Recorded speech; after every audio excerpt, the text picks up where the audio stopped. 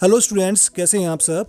आपका बहुत स्वागत है आज के इस वीडियो में। आज की वीडियो में हम class 10 English first flight lesson number 2 Nelson Mandela a long walk to freedom के बारे में जानकारी प्राप्त करने जा रहे हैं। नेल्सन मंडेला का नाम तो आपने सुना ही होगा। 9वीं कक्षा में आपने इनके बारे में कुछ ना कुछ पढ़ा ही होगा। अगर आपको कुछ याद नहीं आ रहा है तो मैं आपको याद दिला देता हूँ कि जो नेल्सन मंडेला थे वो साउथ अफ्रीका के फर्स्ट ब्लैक प्रेसिडेंट थे और इन्होंने ब्रिटिशर्स की अपार्थेड पॉलिसी के खिलाफ एक आवाज उठाई थी, एक लंबी लड़ाई लड़ी थी और जीत हासिल की थी। अब आप सोचोगे कि अपार्थेड पॉलिसी होती क्या है, तो मैं आपको इसके बारे में बताने जा रहा हूँ। अपार्थेड पॉलिसी जो थी वो एक पॉलिटिकल सिस्टम था जिसमें लोगों के साथ उनकी कास्ट और कलर के आधार पर भेदभाव किया जाता था। इसी भेदभाव वाली अपार्थेड पॉलिसी के खिलाफ नेल्सन मंडेला ने आवाज उठाई थी और लड़ाई लड़ी थी, जिसके कारण ब्रिटिशर्स ने उन्हें 30 सालों तक जेल में डाल दिया। Can you believe it? 30 years in jail. Britishers ने 200 सालों तक, 2 सेंचुरीज तक साउथ अफ्रीका में अपना राज किया और जो काले लोग थे उन पर बहुत जुल्म ढाए थे। लेकिन मंडेला के भारी प्रयत्नों के कारण साउथ अफ्रीका में पॉलिटिकल इलेक्शन करवाए गए और नेल्सन मंडेला ने उसमें इलेक्शन लड़ा और उनको बहुमत प्राप्त हो गया और वो विजय घोषित किए गए। नेल्सन मंडेला ने 400 में से 252 सीट्स जीत ली और साउथ अफ्रीका के फर्स्ट ब्लैक प्रेसिडेंट बन गए। उन्होंने एक बुक लिख डाली, लॉन्ग वॉक टू फ्रीडम, जिसमें उन्होंने अपने इस समारोह के इनॉग्रेशन समारोह के कुछ ऐतिहासिक पलों के बारे में बताया है। स्टूडेंट्स, वीडियो स्टार्ट करने से पहले मैं आप सबसे रिक्वेस्ट करता हूं कि आप अगर इस चैनल में नए आए हैं तो इस चैनल को सब्सक्राइब कर लीजिए, क्योंकि आपको बोर्ड के एग्जाम में बहुत अच्छे वीडियोस इस चैनल में देखने को मिलने वाले हैं और बेल आइकन को दबाना ना भूलिएगा। तो let's start video. Nelson Mandela कहते हैं कि 10 मई 1994 का दिन एक नया सवेरा लेकर आया था, बिल्कुल ब्राइट एंड क्लियर। वे कहते हैं कि लोग सुबह से ही उनको रिस्पेक्ट और ऑनर देने के लिए इकट्ठे होने शुरू हो गए थे, जिसमें दुनिया भर से आने वाले पॉलिटिशियन और बड़े बड़े रिच पीपल थे जो कि उनको सम्मानित करने के लिए इकट्ठे होने शुरू हो गए थे, क्योंकि ये दिन बहुत ही खास था उनकी इनॉग्रेशन समारोह का। ये गैदरिंग अब तक की होने वाली गैदरिंग में से सबसे बड़ी गैदरिंग होने वाली थी और इस समारोह का वेन्यू लवली सैंडस्टोन की बिल्डिंग में किया गया था, which was formed by union building in Pretoria. इस बिल्डिंग पर इससे पहले कई डिकेड्स तक व्हाइट्स ने रूल किया है, पर आज के दिन ये प्लेस एक रेनबो की तरह दिख रहा होता है, क्योंकि आज के दिन यहाँ पर डिफरेंट टाइप के लोग इकट्ठे हुए होते हैं, जिनमें से different caste, different culture, different religion, different races के लोग एक जगह पर इकट्ठे हुए होते हैं, क्योंकि पहली बार साउथ अफ्रीका में नॉन रेशियल गवर्नमेंट बनने जा रही थी। नेल्सन मंडेला बताते हैं कि वो एक ऑटम का सुहावना दिन था। उनके साथ उनकी बेटी ज़ेनानी भी थी। सबसे पहले मिस्टर डे क्लर्क को सेकंड डिप्टी प्रेसिडेंट बनाया गया। उसके बाद थाबो साकी को फर्स्ट डिप्टी प्रेसिडेंट की शपथ दिलाई गई और लास्टली उनकी बारी आई। नेल्सन मंडेला ने शपथ ली कि वे संविधान और उनके लोगों के लिए हमेशा समर्पित रहेंगे और साउथ अफ्रीका और उनके लोगों के लिए हमेशा काम करते रहेंगे। नेल्सन मंडेला अब बताते हैं कि ये जो ह्यूमन डिजास्टर था, रेशियल डिस्क्रिमिनेशन का, अब उसका एंड हो चुका है, पर अब जो सोसाइटी बनेगी बहुत ही डेवलप्ड सोसाइटी बनेगी और जिस पर कि ह्यूमैनिटी को बहुत ही ज़्यादा प्राउड फील होगा। जिन कंट्रीज ने साउथ अफ्रीका से अपार्थेड के कारण सारे रिश्ते तोड़ दिए थे, अब वो दोबारा से न्यूली फॉर्म्ड साउथ अफ्रीका से रिश्ते जोड़ सकते हैं। अपार्थेड के एवोल्यूशन से पीस की जीत हुई है, ह्यूमैनिटी की जीत हुई है, ह्यूमन रिस्पेक्ट की जीत हुई है। अब नेल्सन मंडेला बताते हैं कि साउथ अफ्रीका में अब ब्लैक्स के लिए कोई भी रिस्ट्रिक्शन नहीं रहेगी और अब ब्लैक्स इलेक्शन में पार्टिसिपेट भी कर सकते हैं और हर एक इवेंट में भाग ले सकते हैं। लेकिन अब हर एक साउथ अफ्रीकन बिल्कुल फ्री होंगे पॉलिटिकल इलेक्शन लड़ने के लिए। अब कसम खाते हैं कि अब साउथ अफ्रीका में पॉवर्टी नहीं होगी और किसी भी साउथ अफ्रीकन को उनके राइट्स से दूर नहीं रखा जाएगा और ना ही किसी के साथ किसी भी रीजन के कारण उनके साथ डिस्क्रिमिनेशन किया जाएगा। अब जब हम ऊपर की ओर देखते हैं, आसमान में एक बहुत ही खूबसूरत नज़ारा देखने को मिलता है।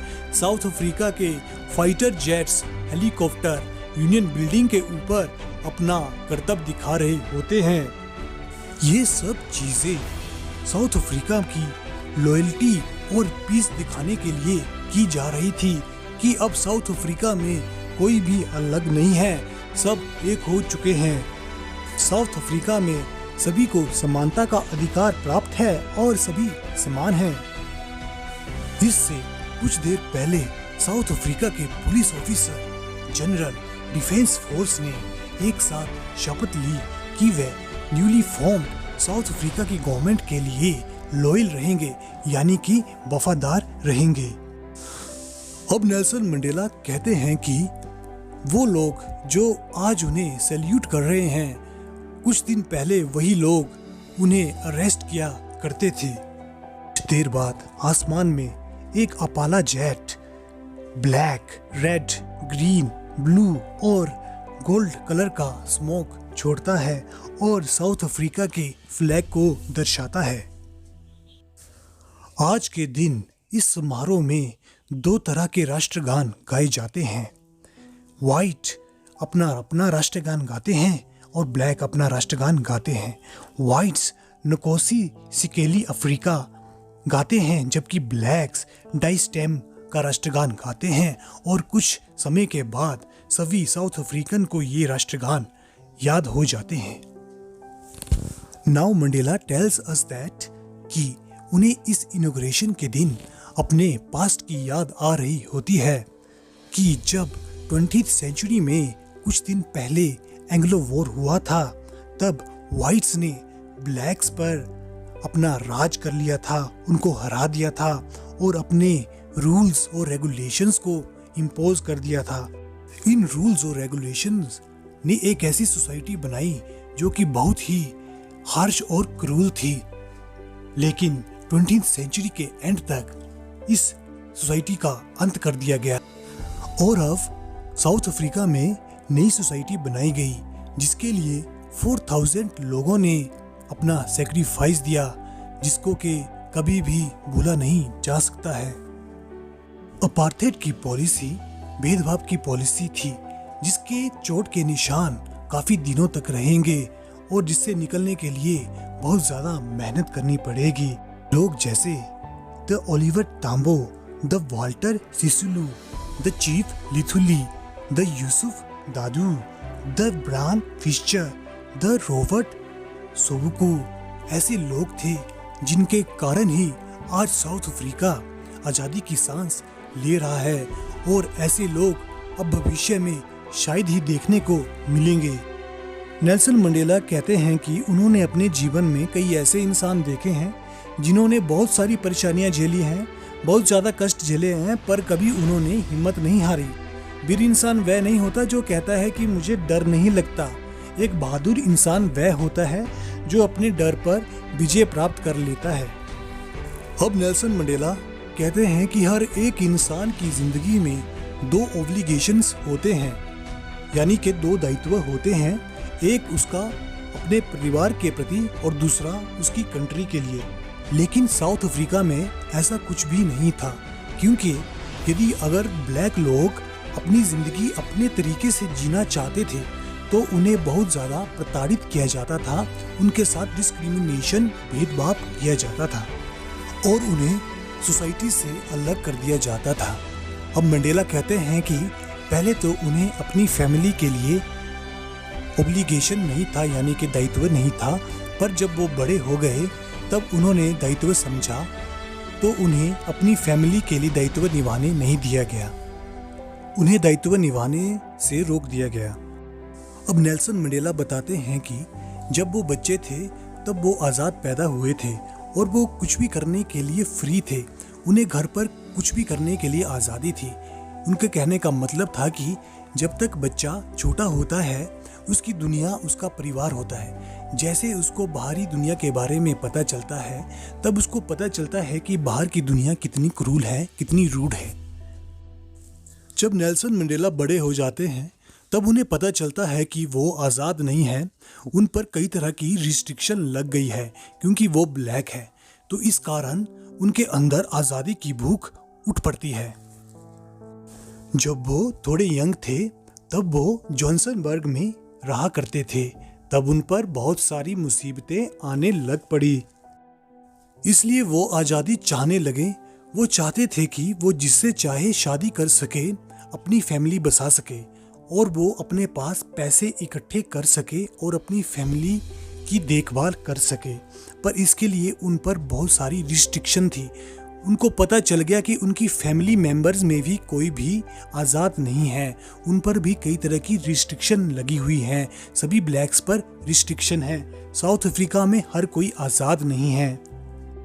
उनके साथ बहुत ही गलत हो रहा था, इसलिए उन्होंने ANC African national Congress party को ज्वाइन कर लिया और अफ्रीकन पीपल्स की आज़ादी के लिए लड़ने लग पड़े।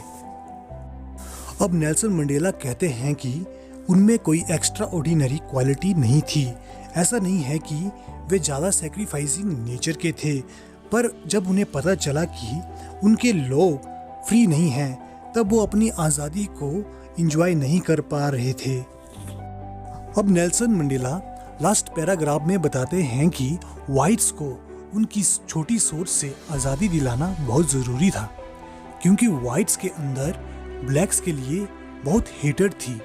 उनको इस हेटर्ड से छुटकारा दिलाना बहुत ज़रूरी था, क्योंकि जो लोग दूसरों की आज़ादी छीनते हैं वो खुद भी आज़ाद नहीं हो सकते हैं, और वो लोग जो दूसरों को ऑप्रेस करते हैं, दबाते हैं, वो खुद भी अच्छी ज़िंदगी नहीं जी सकते हैं। ऐसे लोग ह्यूमैनिटी के साथ खिलवाड़ कर रहे होते हैं। फ्रेंड्स, आज का ये लंबा चैप्टर यहाँ पर ख़त्म हो जाता है। उम्मीद करता हूँ कि आपको ये चैप्टर समझ में आ गया होगा। अगर आप कोई प्रॉब्लम फेस कर रहे हैं तो आप मुझे कमेंट करके पूछ सकते हैं। मिलते हैं नेक्स्ट वीडियो में। Thanks for watching the video. तो वीडियो को शेयर कीजिए दोस्तों के साथ और एंजॉय कीजिए।